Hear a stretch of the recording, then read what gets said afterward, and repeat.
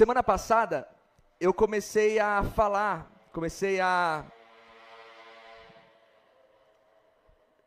eu comecei a expor sobre o livro de Malaquias.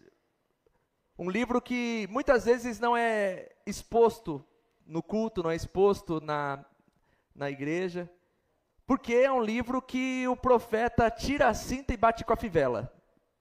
E dói. Mas o pai, e eu não digo eu, pai, mas o pai corrige a quem ele ama. E a gente tem uma ideia de, às vezes, quando a gente vem para a igreja, quando a gente chega num ambiente religioso, a ideia que a gente tem é de que a gente quer uma palavra de Deus que vai fulminar o nosso inimigo. A gente quer uma palavra de Deus para o mundo ser transformado. A gente tem um desejo forte de transformar o outro. Você já reparou? A esposa fica do lado do marido falando assim: fala a Deus com esse cavalo, pai. Muda o coração desse homem. O marido fica do lado da esposa falando: Senhor, amolece esse coração de pedra, Jesus. O pai fica perto do filho e fala: Senhor, eu já não aguento mais, nem bato mais, nem ponho de castigo. Faz alguma coisa, Jesus, no coração desse jovem. A gente sempre tem. O cara da mobilete passou aí na frente, eu falei: Jesus, trata ele, pai. A gente sempre quer que Deus haja na vida do outro, porque a gente tem a ideia de que se Deus agir na vida do outro, a nossa vida vai ser melhor. Já parou para pensar nisso? A gente tem essa perspectiva. Deus, haja na vida do outro. Muda a vida do outro, porque mudando a vida do outro, a minha vida vai ser melhor. E a Bíblia não está para tratar da vida do outro. Deus não quer tratar a vida do outro, Deus quer tratar a tua vida. Ele quer tratar a vida da igreja. Ele quer tratar a vida dos santos. Por isso Jesus foi tão frustrante para as pessoas da época dele. Porque quando o Messias, que era o Jesus, veio, o que os religiosos, o que a nação, o que era ansiado acerca do Messias? Que o Messias viesse em um cavalo, que ele viesse guerrear, destronar o imperador romano e dar poder, e empossar-se de poder, para que o seu povo pudesse não mais ser dominado, mas agora dominar. Para que o seu povo não pudesse mais pagar impostos e ter que se sujeitar a governos de gentios, de gente que não teme a Deus, mas agora o nosso Cristo vai reinar e a gente vai reinar com Ele. Tanto é que essa era a treta dos discípulos de Jesus. Jesus, quem vai sentar do teu lado? Eu quero sentar do teu lado, sentar do lado do governo de Jesus. E Jesus vem frustrar esses planinhos humanos de domínio humano sobre humano. Jesus veio para reinar, mas para reinar em mim e em você. Aí a perspectiva muda. E aí parece que a gente não gosta de ouvir um culto, ou uma palavra, ou uma exortação de Deus, que não vai tratar o outro, mas que vai nos tratar.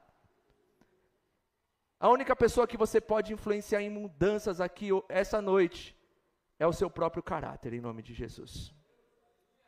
E o Malaquias, ele vem falar dessas coisas. O mensageiro vem trazer uma palavra, que é assim que Malaquias, na verdade, é o meu mensageiro, o significado do nome Malaquias. Ele vem trazer uma palavra de confronto, e começa com os sacerdotes, começa com aqueles homens que tinham um ministério, que tinham um chamado, e o chamado dos sacerdotes, meus irmãos, não era um chamado que nem assim, por exemplo, eu sou Rodrigo, meu pai nasceu em Rolândia, Paraná. Quem nasce em Rolândia é o quê, pai? Hein? Quem nasce em Rolândia é o quê? Roleiro? Rolense? Então, meu pai nasceu lá no Paraná, meus avós da parte da Pernambuco, eu não tenho descendência hebraica de jeito nenhum, não sou hebreu, e não sou da tribo de Levi. Por que eu estou dizendo isso? Que se fosse conforme as leis e os rituais judaicos, eu não poderia ser um sacerdote, porque o sacerdócio era exclusivo dos levitas, quem nascia da tribo de Levi. Então você não escolhia se você ia ser ministro ou servir na obra do Senhor. Você nascia e o seu destino, por ser da tribo de Levi, era servir na obra do Senhor. Era uma tribo escolhida, selecionada. E esses sacerdotes estavam ramelando na função. Estavam fazendo as coisas de qualquer jeito. Perderam o temor.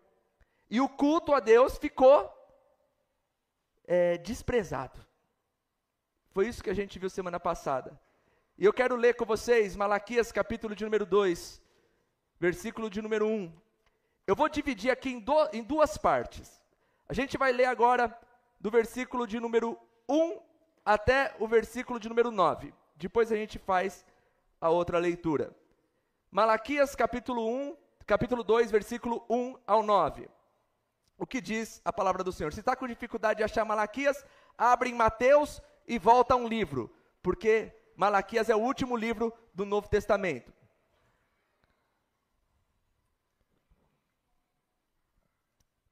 Diz assim, Malaquias capítulo 2, versículo 1.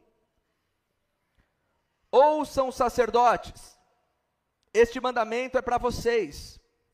Escutem-me e dediquem e decidam honrar o meu nome, diz o Senhor dos Exércitos. Pois do contrário, enviarei maldição sobre vocês.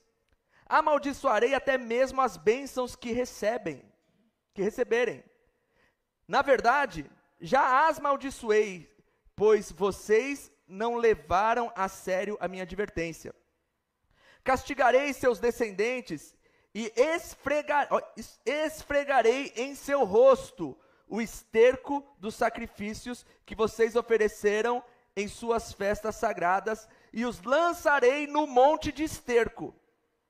Assim, vocês saberão que enviei este mensageiro para minha aliança com os levitas, para que a minha aliança com os levitas continue, diz o Senhor dos Exércitos. O propósito da minha aliança com os levitas era dar vida e paz, e foi o que eu lhes dei. Para isso, era necessário que me temessem, e eles demonstraram grande temor por mim, e reverência por meu nome. Transmitiram ao povo a verdade das leis que receberam de mim. Não mentiram nem enganaram, andaram comigo, vivendo de modo pacífico e justo, e desviaram muitos do pecado. As palavras do sacerdote deve guardar o conhecimento de Deus. E o povo deve buscar o sacerdote para receber instrução, pois ele é mensageiro do Senhor dos Exércitos. Mas vocês, sacerdotes, se desviaram dos caminhos de Deus. Suas instruções fizeram muitos caírem em pecado. Vocês quebraram a aliança que fiz com os levitas, diz o Senhor dos Exércitos. Por isso, fiz que vocês fossem desprezados e humilhados diante de todo o povo, pois não me obedeceram, mas mostraram parcialidade na aplicação da minha lei. Senhor Jesus, eu te agradeço por essa noite, eu te agradeço por estarmos aqui reunidos em torno da tua palavra. O Senhor já tem falado aos nossos corações através do teu Espírito, nos cânticos, testemunhos, palavras, mas fale a nós através da tua palavra, da tua lei, do teu querer. Ensina-nos a te cultuar como convém, e assim seremos como um aroma suave às tuas narinas, em nome do Senhor Jesus. Amém e amém. Você vê, o livro de Malaquias ele é muito interessante, porque parece que Deus está colocando o povo num tribunal. Que cultuar a Deus naquele contexto era pegar um animal, do jeito que ele disse que tinha que ter, um novilho sem mancha, sem mácula, sem coisa alguma, apresentar para o sacerdote, os filhos de Levi, e eles levavam até o altar, e o altar, que não era isso aqui, irmão, isso aqui não é altar, isso aqui é púlpito. Púlpito. Altar era um lugar onde era sacrificado o novilho. O sangue escorria. O sacerdote ficava com umas partes de carne para ele, a pessoa que levou ficava com outras partes eram queimadas para Deus, as entranhas, os excrementos eram retirados, levados para fora do altar, porque aquilo não era aceito, fora do lugar de sacrifício. Era essa a atmosfera de culto. E Era essa a maneira como Deus queria ser adorado. O culto nesse contexto não era assim, agora vem a banda, depois vem a oferta, vem o testemunho. Não, o culto era esse, um sacrifício, uma oferta a Deus, dada nas mãos dos sacerdotes. Os sacerdotes não tinham que inventar uma pregação, ou criar uma pregação, os sacerdotes tinham a lei, e a lei era a palavra que Deus havia dado a Moisés, e era essa palavra que tinha que ser repetida e ensinada e gravada nos corações. E as coisas foram relaxando, e os sacerdotes, os levitas ali, o pessoal da tribo de Levi, começou a pegar o sacrifício de qualquer jeito. Não, traz esse bezerro todo sujo aí mesmo, cheio de excremento. Deus aceita. E foi banalizando o culto, banalizando a forma com que Deus queria ser adorado. Deixa eu falar uma coisa para você, irmão. Você pode cultuar a Deus do jeito que você quiser e louvar a Deus do jeito que você quiser. Na sua casa, se você quiser louvar a Deus dando cambalhota, faça isso. Se você tiver a coluna boa, é claro. Dê cambalhota, pirueta, grita, rodopia, faz o que você quiser. Mas o culto público, o culto comunitário, ele deixa instruções para o culto comunitário. Ele fala que o culto comunitário, e outra, ele diz que há uma necessidade de culto comunitário. Quais são os símbolos que Jesus deixa para a igreja? Tanto no Antigo tem símbolos, mas no Novo também tem símbolo. Videira. A videira, o ramo, ele não fala que nós somos a videira, nós somos o ramo. E já viu uma videira com um ramo só? Já viu uma árvore com um galho só? Não existe. Ele fala que nós somos pedras que edificam um edifício. Alguém já tentou construir uma casa com um tijolo? Hein, Reginaldo? Vou construir uma casa. Chega lá no MM e fala assim, me dá um tijolo baiano aí. Por quê? Porque eu vou construir uma casa. Com um tijolo só? Deus se manifesta, o culto a Deus. Você adora a Deus na sua intimidade, mas Deus escolheu um culto comunitário. Por isso que a ideia do eu adoro Deus sozinho e culto, você pode até adorar Deus sozinho, mas cultuar, biblicamente, necessita comunhão. Porque necessita um que fale, um que ouça, um que exorta, um que ora, um que lê a palavra, um que profetiza, outro que entende e louva junto, e um exorta o outro, porque um homem sozinho é terrível, irmão. Um homem sozinho com ele mesmo, ele inventa cada pataquada, irmão. Já parou para ver? Eu acho, eu penso, eu sinto, isso não é de Deus, irmão. Deus tem um jeito que ele quer ser adorado, e ponto final. E é isso que ele está reclamando aqui em Malaquias. Vocês estão me adorando de qualquer jeito. Vocês querem... Irmão, fazer uma pergunta para você. Você que é casado. Toda esposa tem um tique. Uma mania. Não se manifesta, Fábio. Para de rir, cara. Você vai se entregar. Toda esposa tem uma mania. A minha tem muitas. Eu não é expor, mas uma coisa da Márcia. A Márcia gosta da cama bem esticadinha. É tipo hotel, pique hotel. Outro dia ela não estava em casa, não sei, eu falei assim, eu levantei, puxei só, cara, homem é assim. O Alisson estava cuidando do filho dele, a gente estava até brincando, mandou o menino com a calça rasgada. Se fosse a mãe, não mandava. Né, Alisson? Aí eu até brinquei com ele, deve estar até sem cueca o menino. Porque homem é assim. O moleque está vindo para a igreja, vem aqui, tá limpo, tá pronto. Mãe não. E aí lá em casa, aí eu acordei, puxei só o lençol, sabe? Lençol grosso por cima, só joguei por cima. Irmão, o nível da minha não bateu com o nível da minha esposa. Às vezes acontece isso, né? Não bate com o nível da sua esposa as coisas. A intenção é boa? É. Eu vou ter problema quando chegar em casa? Vou, não sei porque eu fui falar disso. Talvez eu vou dormir. Hã? Fica como meta? Obrigado, amor, por ser compreensiva. Mas é assim, porque eu fiz do meu jeito, de boa intenção? Sim. De coração? Sim. Foi puro? Foi. Foi genuíno? Foi. Mas não atingiu o padrão de exigência da Márcia. Se eu se eu quero agradar a minha esposa, eu preciso seguir o padrão de exigência dela, e se você quer agradar a sua, você tem que fazer o padrão de exigência dela, se submeter, e se você quer agradar o seu marido vice-versa, quiçá a Deus. A gente tem a ideia que Deus é amor, o fato de Deus ser amor não significa que Deus é relaxado, irmão. Ah, Deus é amor, Ele aceita do jeito que quer. Pode vir do jeito que você tiver, mas volte transformado em nome de Jesus, queridão. É um Deus perfeito, santo, irrepreensível. Como disse no capítulo 1, tem tipo de coisa que a gente faz para Deus que a gente não teria coragem de fazer para o nosso patrão. Um tipo de serviço que doamos a Deus que não doaria para um patrão humano. Mas ele fala, não, Deus é bom. Deus é bom, mas não é relaxado, querido. Deus é bom, mas não é esculhambado. E é essa a carta do Malaquias. O Malaquias está aqui apontando isso. E quando chega aqui no capítulo 2, ele vai falar que, olha, sacerdotes.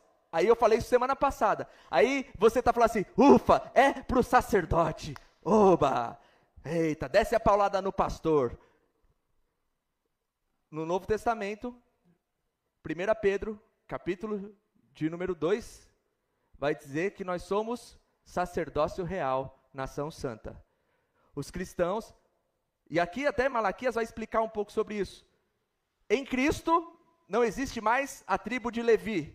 Em Cristo todos nós somos sacerdotes com um único sumo sacerdote que é Jesus Cristo. Aleluia? Então o nível de excelência tem que partir de todos nós. Existem líderes, existem pastores que o Senhor levanta para cuidar da sua igreja, ensinar, discipular. Mas aquele que intervém entre Deus e o homem não tem. A minha oração não é mais ferrada do que a sua. Tem gente que tem essa ideia de que o pastor é o mais poderosão. É o homem de Deus. Todos nós temos acesso ao Santo dos Santos. Todos nós. Mas essa é uma verdade que nem todo mundo quer falar, porque para alguns homens é legal ter o poder. E aí os idem precisam de alguma coisa, procura o profeta. Vem procurar o homem de Deus. Você quer, pastor, eu não sei, eu troco de carro ou não troco de carro? Irmão, você que sabe das suas finanças, o problema é seu, ora a Deus e vai resolver com ele, querido. Você tem que aprender a caminhar com Jesus, bonitinho. Mas não, tem homens que querem que os pastores sejam detentores da vida dele. Deixa eu perguntar para o meu pastor se eu posso comer pizza hoje. Vai se converter, irmão, vai ler a Bíblia. Amém? Talvez você pode estar frustrado, se você está frustrado é porque você não quer um pastor, você quer um guru, e guru não é na Bíblia que você vai encontrar, amém? Tem gente que quer um guru, lembra aquele cara, liga pra mim, qual que era? Ligue já, os mais novos não vão saber, só quem é da década de 90, quem lembra do Ligue já, pra não ficar sozinho aqui, isso, Walter Mercado, né? Ligue já! Eu vou te dar o horóscopo do pai, que pau o quê? E tem gente que acha que igreja é isso, ligue já. Não é. Somos sacerdotes. E aí uma coisa interessante, versículo 1 ao versículo 4, é que os sacerdotes, eles deveriam guardar os mandamentos. Quem ensinava os mandamentos? Os sacerdotes. E agora o profeta, o Senhor vem com a voz do profeta com uma ironia, falando, sacerdotes, eu tenho um mandamento para vocês. Sabe por quê? Porque vocês estão falando do que vocês não estão vivendo. Olha que coisa forte. Vocês estão falando do que vocês não estão vivendo, vocês precisam se atentar ao mandamento. E olha que coisa interessante. Versículo 2, ele vai falar assim, olha, versículo 2, ele vai falar assim, versículo 2. Lá está travado. Foi agora, desculpa. Escutem-me e decidam honrar o meu nome, diz o Senhor dos Exércitos, pois do contrário enviarei maldição sobre vocês. Olha só, uma coisa que a gente aprende com esses versículos. Deus nunca vai trazer um juízo sem antes uma exortação. Deus nunca vai te pegar de surpresa. Nunca. Ele vem avisando, ele está te falando, ele está dando sinais, ele está falando, vigia aqui, cidadão, presta atenção aqui, fique esperto, olha, já estou dando um sinal. A gente chama de livramento, né? Esse livramento, olha isso que não sei o quê, e olha isso, e olha aquilo, e a gente alguém aqui já foi pego de surpresa por Deus? Não, ninguém, porque Deus é um Deus de amor, Ele avisa, Ele fala de várias formas antes de vir com o seu juízo. O problema é que nós nos fingimos de surdo. Mas você nunca pode jogar essa culpa para Deus. O Senhor veio de surpresa, Senhor. Não veio não. E aí ele fala assim, do contrário, enviarei maldição sobre vocês, amaldiçoarei até mesmo as bênçãos que receberem. Na verdade, já as maldiçoei, pois vocês não levaram a sério a minha advertência. Quer dizer, olha querido, deixa eu falar uma coisa para você. Deus está dizendo que Ele não aprova a bênção de quem não está alinhado com Ele. O povo de Israel está vivendo sob o jugo desses sacerdotes relaxados. E o povo está na miséria, pagando tributos a outros reis, não está prosperando, passando fome. E aí o povo se questiona, o que está acontecendo? Deus está trazendo a resposta.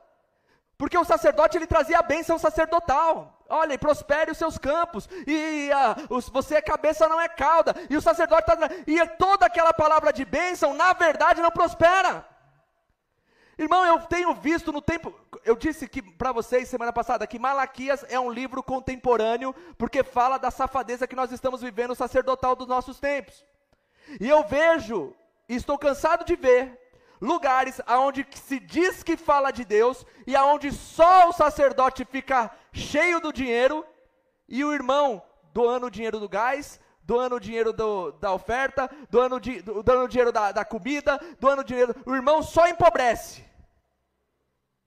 É porque Deus não está abençoando as palavras que saem da boca de um cidadão desse, querido. Deus não aprova e não abençoa a palavra de alguém que não está alinhado com Ele. Não se iluda. Eles são persuasivos, eles fazem os rituais, eles fazem as coisas do jeito que vai impressionar os olhos, mas na verdade isso não traz bênção. Já viu casos assim? De pessoas que se doam inteiramente no altar, e ficam mais miseráveis do que são, financeiramente, menos prósperos. É o que o Senhor está falando aqui para o Malaquias, através de Malaquias. Sabe, Deus não usa sacerdotes corruptos para abençoar o seu povo. Escute isso e guarde isso no seu coração. Deus não usa sacerdotes corruptos para abençoar o seu povo. A palavra sai, mas a mão do abençoador não vai. E sempre vai ter um testemunho ou outro.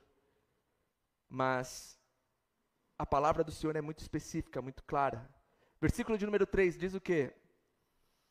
Castigarei os seus descendentes, esfregarei no seu rosto o esterco dos sacrifícios que vocês ofereceram nas suas festas sagradas e lançarei num monte de esterco. Gente, olha que texto forte. Deus está falando para os sacerdotes, chega a ser nojento esse texto. Deus está falando para o sacerdote, eu vou acabar com a descendência de vocês. Vocês, levitas, sacerdotes, que vêm de uma linhagem, eu não suporto mais isso. Eu já estou enojado com as ofertas que vocês oferecem. Lembra que eu falei que os sacerdotes cortavam o animal? Era tipo um açougueiro o sacerdote. Cortava o novilho, limpava, tirava os excrementos e jogava lá fora do coisa para queimar. E quem tocasse no excremento se tornava cerimonialmente impuro. Deus está dizendo, eu vou pegar a caca, as fezes desses animais, e eu vou te rejeitar. Eu vou esfregar na tua cara. Porque para mim, eu não aceito o que você está fazendo. Olha que coisa forte, irmão. Vamos servir a Deus de qualquer jeito. Olha aí o resultado. Deus rejeitando os sacerdotes. Porque estavam vivendo uma vida de qualquer jeito. Porque não estavam vivendo com temor no Senhor. porque não estavam dedicados e esperando no Senhor. Deus está falando assim, eu vou lançar vocês fora. Agora, a grande verdade, essa palavra se cumpriu. Por quê? Porque não existe mais a linhagem de Levi. Não existe mais a linhagem de sacerdotes. Agora, aqueles que creem em Jesus são sacerdotes. E a linhagem exclusiva de Levi se perdeu. A palavra de Deus se cumpriu. Isso é forte, irmão. Talvez para você isso não tem nada a ver. Mas olhar isso, ler isso, ver Deus. Isso aí, irmão, foi 2.400 anos atrás que esse texto foi escrito. 2.400 anos atrás. E a gente chegar em 2020 e falar assim, cadê a tribo de Levi? Cadê a tribo de Levi? Irmão, a tribo de Levi não são os caras que estão tocando aqui, não. Porque a tribo de Levi era da descendência de Levi. A tribo de Levi foi lançada para fora. E agora o sacerdócio é em Cristo Jesus, amém? Você está entendendo o que eu estou falando? Versículo 4 vai dizer assim, assim vocês saberão que enviei este mandamento para a minha aliança com os levitas. Continue, diz o Senhor dos Exércitos. Versículo de número 5. O propósito da minha aliança com os levitas era dar vida e paz. E foi o que eu lhes dei. Para isso era necessário que me temessem. E eles demonstraram grande temor por mim e reverência em meu nome. Deus está falando do começo das coisas. Ele está falando assim, qual era a minha intenção com os levitas? Que a vida fosse plena, que a vida fosse de paz. Aqueles que me servem, eu iria pessoalmente cuidar deles. Deus institui a tribo de Levi no meio das outras 11 tribos e fala, vocês vão dar o dízimo para sustentar os levitas. Os levitas não vão trabalhar, os levitas não vão trabalhar no campo, mas vão servir nas coisas de Deus. Quer dizer, não se preocupe com o seu sustento, porque eu vou cuidar do seu sustento. Era o que Deus tinha prometido para a tribo de Levi. Mas havia algo no coração da tribo de Levi, temor e tremor. Irmãos, às vezes falta temor com relação a Deus. Parece que Deus não vai mais fazer nada.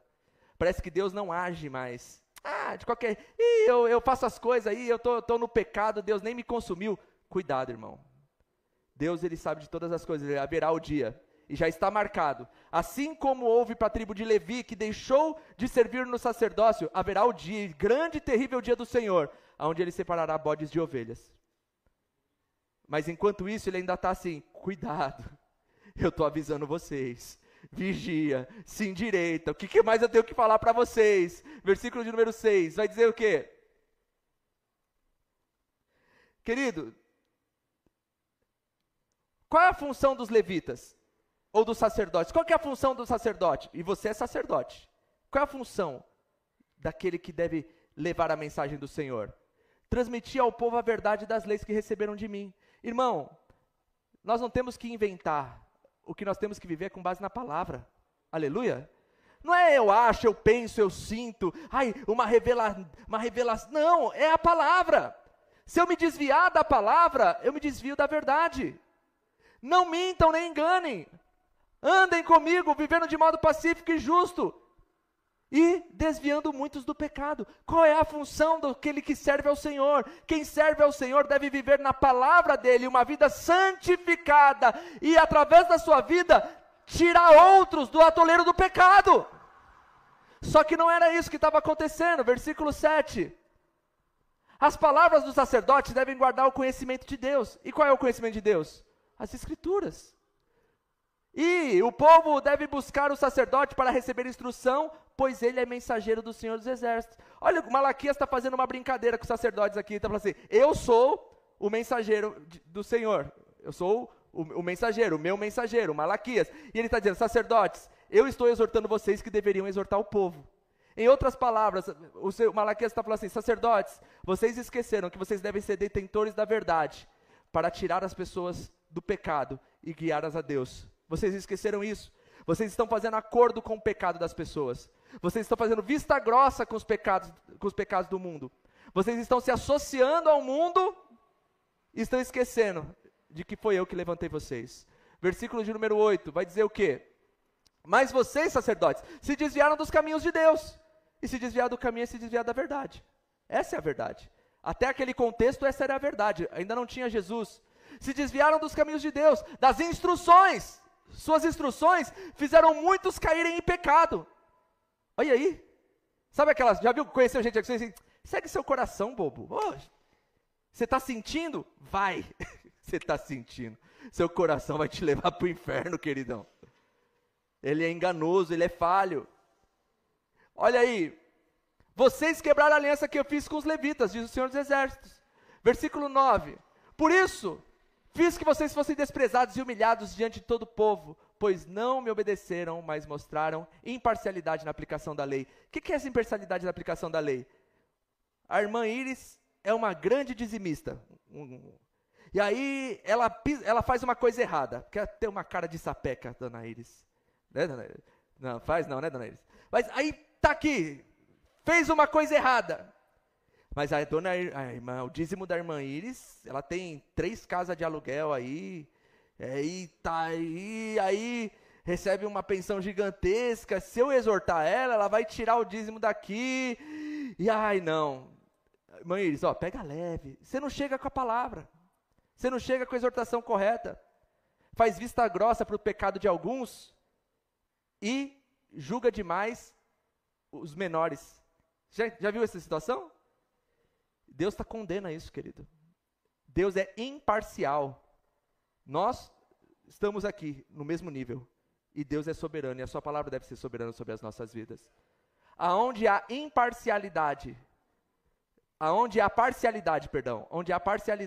não há justiça.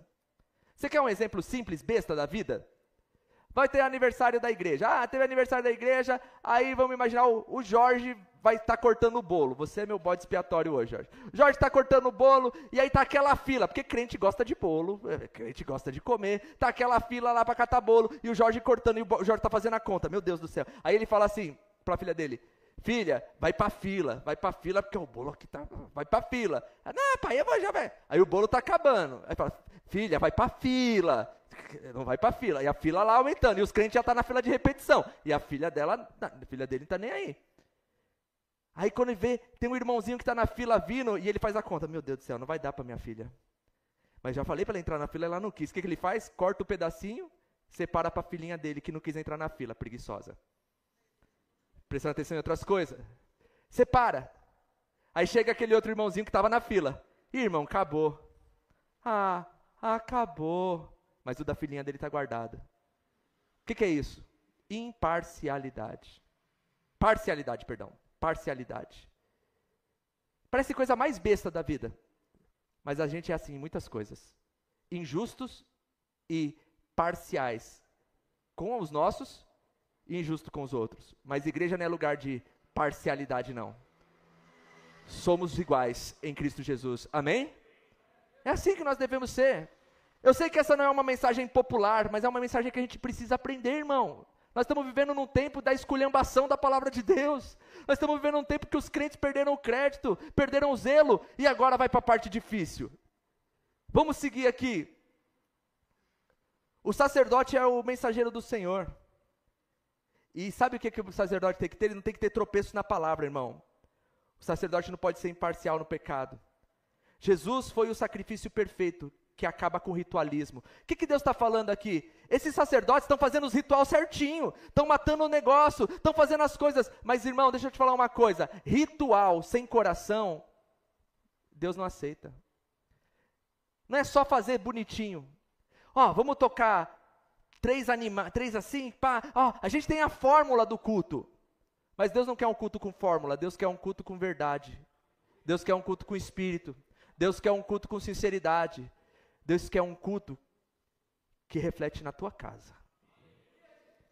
Agora se segura na cadeira que vai vir a paulada. Malaquias capítulo 2, versículo de número 10 ao 16. Vamos ler. Eu vou até ler com vocês aqui no telão. Não somos filhos do mesmo Pai? Não somos todos criados pelo mesmo Deus? Então por que traímos uns aos outros e quebramos a aliança dos nossos antepassados?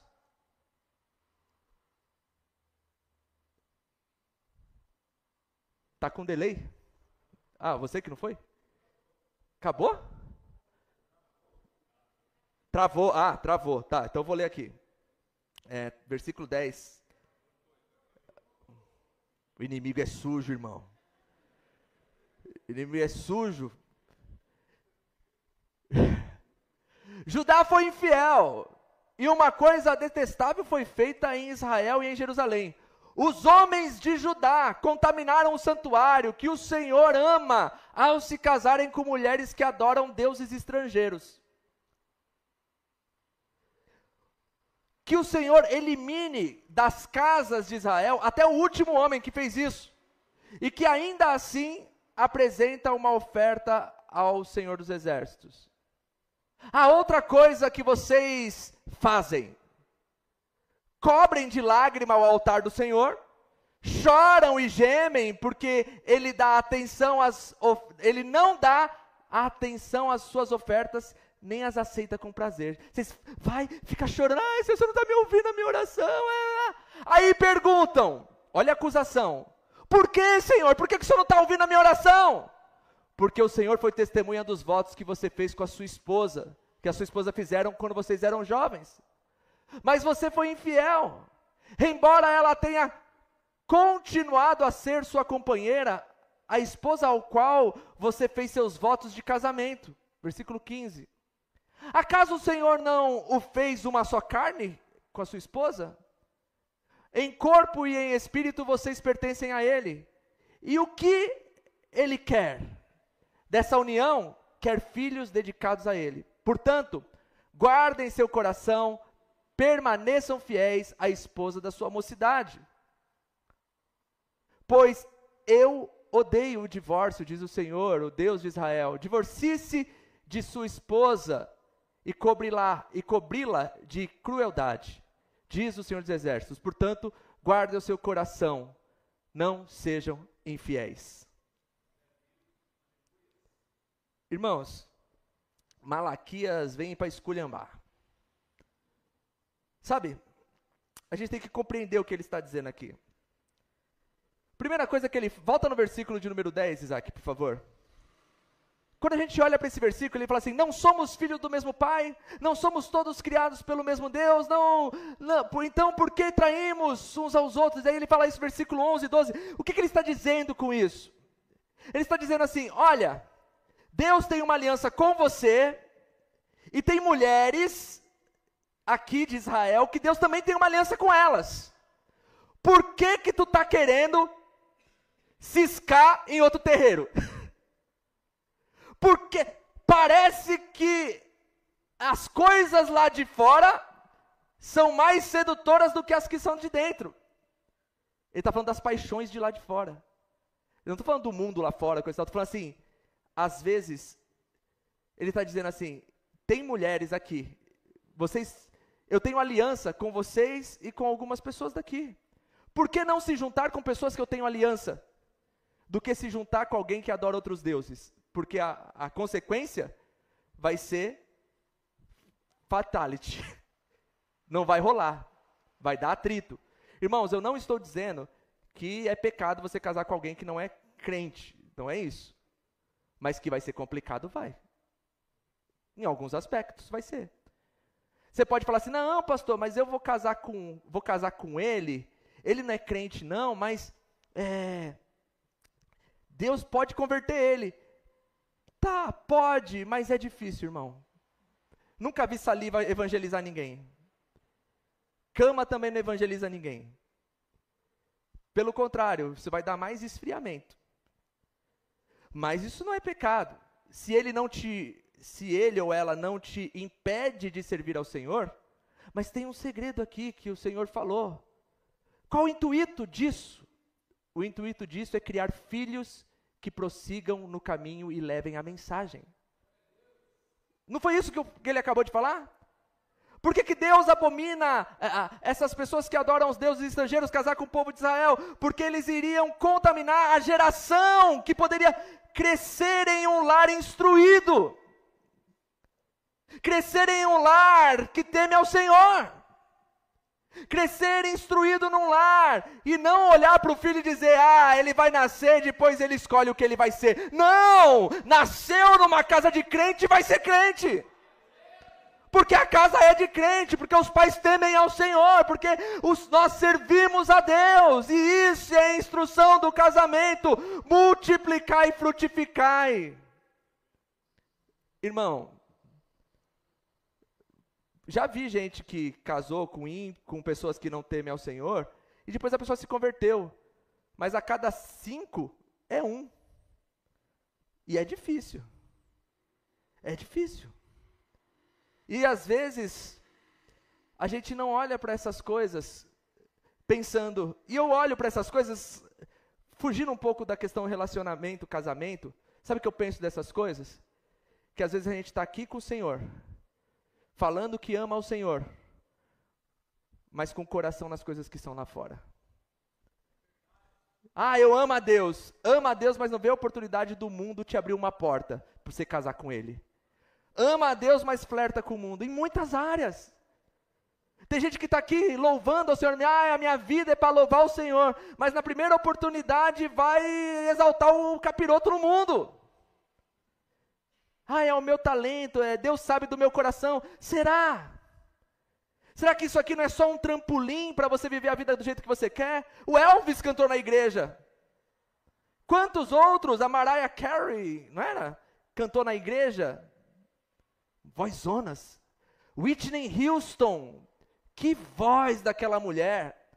Quem não é contemporâneo dela? Os mais novos nem sabem quem é a Whitney Houston. Vai assistir o Guarda-Costas, você já vai chorar e vai... Quando aquela mulher canta, assiste o filme que tem dela. Tem um filme dela que conta a história dela. Que voz! Que exaltava o nome do Senhor, mas que foi seduzido pelo mundo. Eu não estou dizendo que todo mundo aqui tem que ser pastor, que todo mundo tem... Não é isso não. Estou dizendo que a tua vida tem que ser uma alegria para Deus, irmão. Que seja na escola, que seja no trabalho, que seja vendendo, dirigindo. Eu dirijo o caminhão, mas você dirige para Deus aquele caminhão.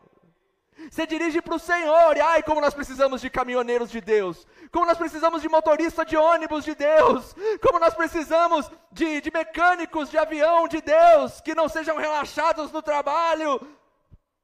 Como nós precisamos de atendentes de Deus, de professores de Deus, que amem ao Senhor e em aquilo que fazem, se dedicam totalmente o coração a Ele. Que não flertam com a paixão do mundo. Deus não é um trampolim para você se jogar para o mundo. Deus é amor e Ele quer te abraçar por inteiro. Essa é a exortação. Vocês estão sendo infiéis.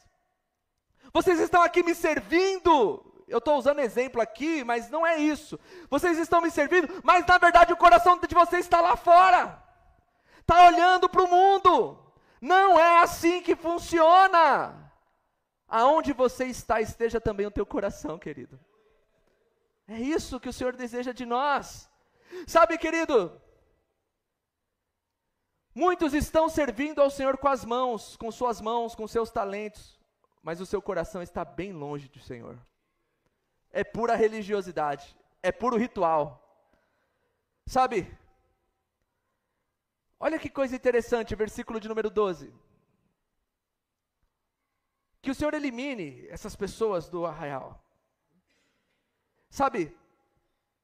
Olha que coisa interessante, versículo 13. Há uma outra coisa que vocês fazem. Cobre de lágrima o altar do Senhor, choram, gemem, porque não dá atenção às suas ofertas, nem as aceita. Já aconteceu com você, de você crer em Deus, crer em Jesus, mas parece que nada está dando certo, parece que Deus não está ouvindo a sua oração, parece que as coisas estão tudo travado, parece que você nunca prospera, é só ferro, porrada e bomba dentro de casa. Aqui na igreja chega e fala assim, a paz do Senhor, irmão, em casa é aquele tratamento veterinário com a família. Ô sua anta, ô seu cavalo, seu jumento, aquele tratamento super delicado, manso, sereno e tranquilo que tem dentro de casa. Não consegue ter paz no lar, lembra que eu falei de paz, a paz que excede tudo, não consegue ter tudo isso. Aí você fala assim, mas por que não dá certo? Olha só uma coisa interessante que o Senhor traz aqui no livro de Malaquias. Ele está dizendo que o nosso culto é um reflexo do que a gente vive em família. E a nossa família é um reflexo do nosso culto. Olha que coisa forte, irmão. O nosso culto é um reflexo do nosso seio familiar. Irmão, não tem como Isso é fato. Como diria o Gogó lá, é fato venéreo. Se está ruim seu casamento, se está ruim a sua casa, se está ruim o relacionamento com os teus filhos, se você não consegue cultuar bem, não consegue. Fica aquela, meu Deus, parece que alguma coisa trava. 1 Pedro capítulo 3, versículo 7, tem algo muito interessante. Olha só que coisa interessante. 1 Pedro 7. Da mesma forma, vocês, maridos, honrem sua esposa. Sejam compreensíveis no convívio com ela, pois, ainda que sejam mais frágeis que vocês, ela é igualmente participante da dádiva da dádiva de nova vida concedida por Deus. Tratem-na de maneira correta, para que nada atrapalhe as suas. Em algumas traduções vai dizer, para que as suas orações não sejam impedidas. Não conviva bem com a sua família, e o seu culto vai ser uma porcaria. Seu culto começa na tua casa. Seu culto começa no trato com seus filhos. Seu culto começa e é uma extensão, seu culto é uma extensão da sua vida familiar. De uma maneira, Deus escolheu a família para ser um agente dele também. Mas, olha que coisa interessante. Querido, volta lá, Isaac, por favor. Malaquias 2, qual é o último versículo de Malaquias que estava? 13. Aí, versículo 14, diz o quê? Ele vai responder. E aí então pergunta, por que o senhor não aceita? Porque o Senhor foi testemunha dos votos que você fez com a sua esposa, quando vocês eram jovens. Mas você foi infiel, embora ela tenha continuado sua companheira, a esposa ao qual você fez seus votos de casamento. Por que Deus não está ouvindo a oração desse povo? O que estava acontecendo nesse contexto? Os sacerdotes, os caras lá, o povo, os homens, a mulher ela não podia pedir divórcio. Isso era uma coisa só de homem. A mulher é extremamente sujeita ao marido. O marido via uma novinha, fala, eu pego, hein? Da hora essa. Olhava para a mulher dele, que o texto fala que já era desde a juventude, fala assim, ixi, rodou sem óleo. Bichinha tá batidinha. Aí eu olhava para a novinha, o homem olhava para a novinha e falava, isso aí eu pego fácil. E ele repudiava a esposa por causa de um desejo carnal, repudiava a esposa e casava com uma novinha. As novinhas já davam trabalho naquele tempo lá, as novinhas e os velhinhos da lancha já tinha naquele tempo, irmão. Os pilantrão, safadão, que se acha moção. E Deus repudiando isso. Deus falando, não é assim. Não funciona. Sabe por que não funciona? Porque joga no versículo 15. Deus fala assim,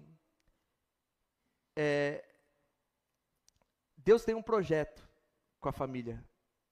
Deus tem um projeto com a família. E Ele declara que o projeto que Ele tem para a família é que os seus filhos sejam dedicados a Ele. Um casal é o objetivo de criar uma nova geração que teme o Senhor. É claro isso. Você vai ver depois no final de Malaquias, capítulo 4, que Deus vai trazer uma palavra poderosa dizendo, e Ele converterá o coração dos pais aos filhos. Você pensa nessa época, quantos filhos destruídos por causa de relacionamentos destruídos com os pais? Pais que repudiaram suas esposas por causa da novinha. E olha, irmão, quando a gente fala da novinha, na cabeça de alguns, não de todos, eu espero, já imagina aquelas novinhas do TikTok, né? Que eu não sei, eu sei que tem lá, né?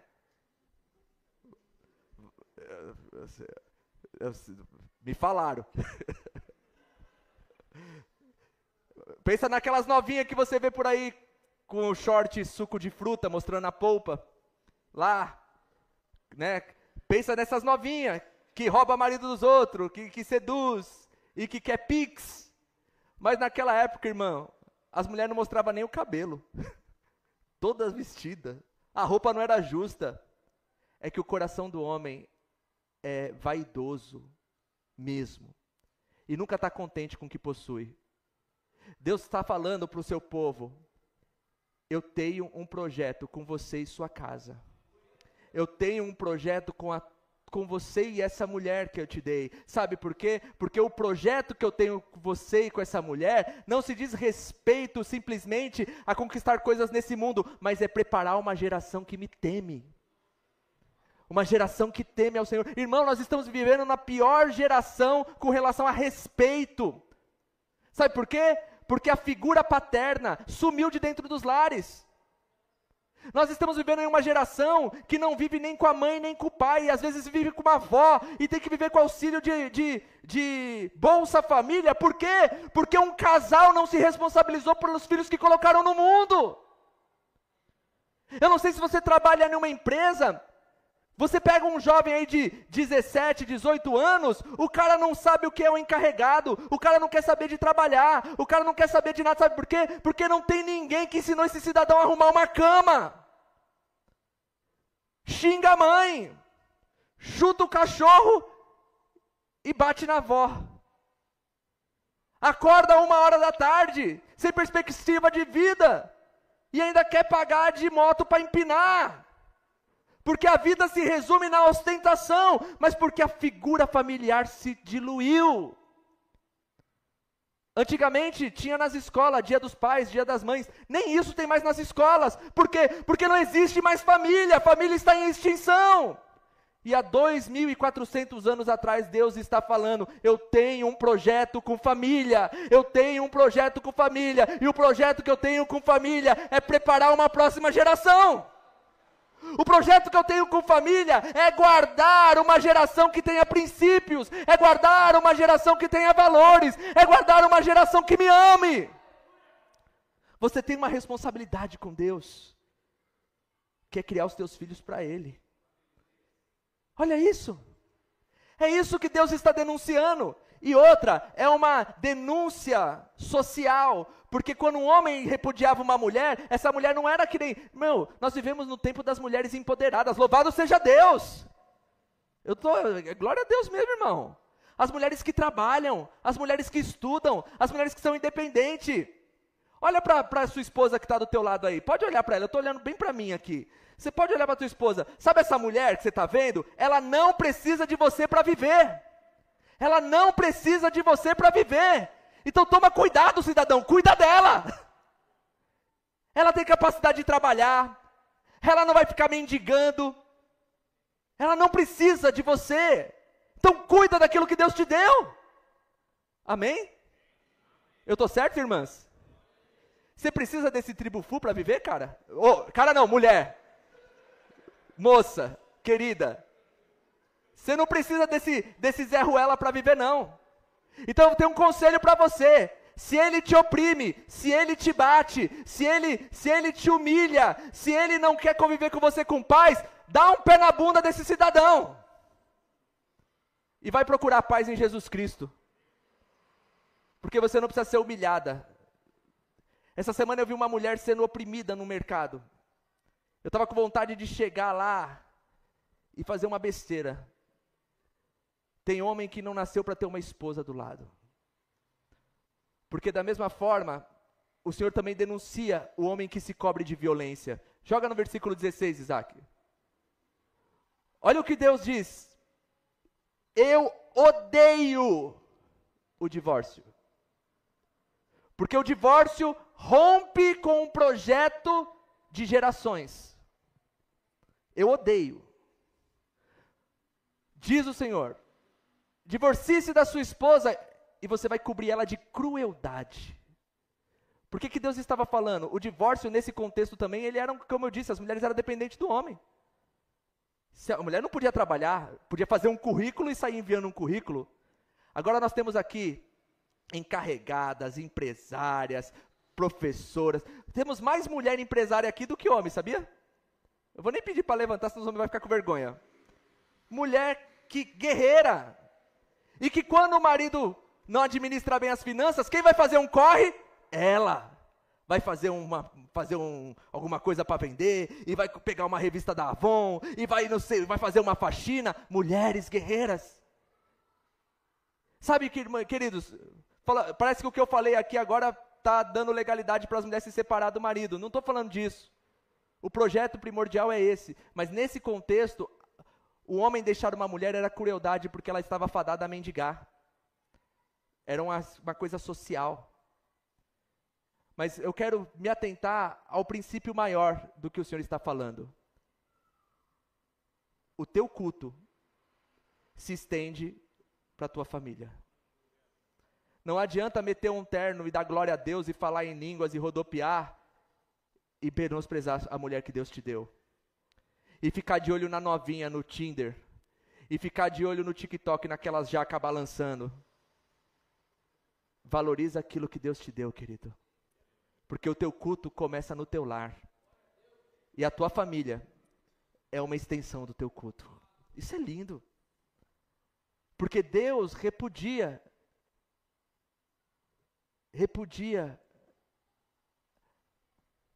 Porque Deus tem um projeto nas famílias. Deus tem um projeto na sua família. Deus tem um projeto na sua casa. Ah, mas eu não tenho marido, mas você tem filho. Você tem ali, tem alguém na sua casa, mas você é filho de alguém. Restabeleça a comunhão familiar. Porque, irmão, pensa você chegando aqui, valorizando a esposa que Deus te deu, educando os filhos que Deus te deu. O nível da atmosfera espiritual que ia ser esse lugar. Às vezes você não honra a tua esposa, você não honra os teus filhos. Eu vou bater nos homens mesmo. Não honra a tua esposa, não honra teus filhos, e quer chegar aqui e quer ver mover. Vai mover um tapa na tua orelha. Ai, deixa Deus falar. Você quer que Deus fale seus podres? Eu vou pedir para ele revelar, seu safado. Me dá a senha do Wi-Fi dele, pai. Me dá a senha do celular dele, papai. Me dá. Vou anotar aqui. Me dá o poder da digital.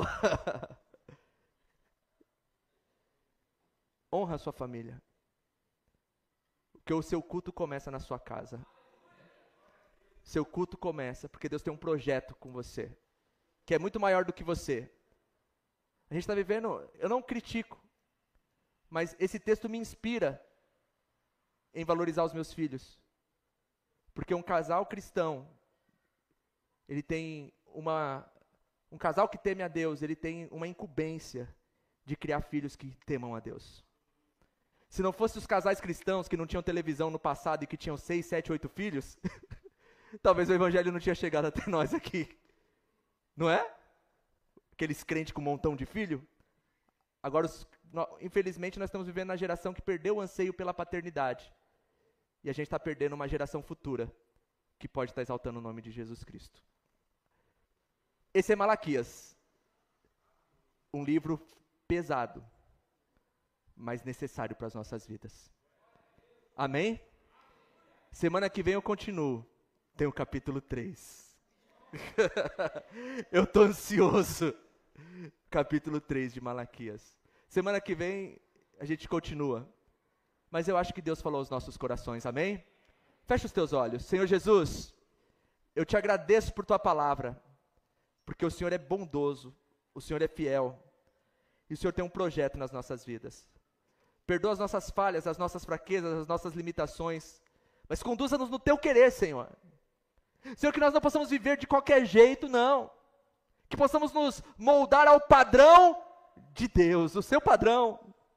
Oferecer o culto que o Senhor quer que ofereçamos. Ministrar a tua palavra, expor a tua palavra, não para conquistar seguidores, mas para conquistar pessoas e conscientizar pessoas do caminho, da verdade e da vida, Senhor Jesus.